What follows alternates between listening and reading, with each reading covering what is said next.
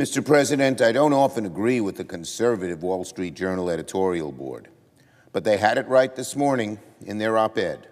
They said, Trump has no China trade strategy.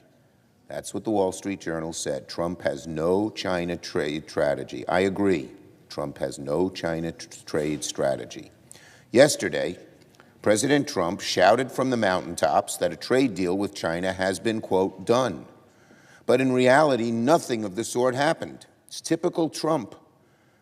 He just makes things up that he thinks please himself and pleases his right wing for the moment. In truth, Donald Trump struck a feeble truce and calls it a victory. In fact, calling this a truce, calling it feeble, would be putting it kindly. Donald Trump's actions with China and the handshake yesterday accomplished virtually nothing. China has outfoxed him, and we are just back where we started. After months of Donald Trump trying to talk tough on China, China today has more leverage over the U.S. than when Trump started on this venture. Donald Trump's trade war has been a colossal failure and a chaotic mess with virtually nothing to show for it.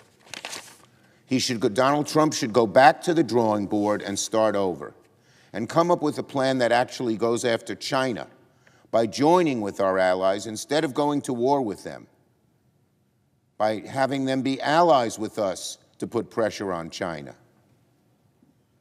And that will make action against China much tougher and more successful, instead of what Trump did, alienating our allies and having them ally with China rather than us.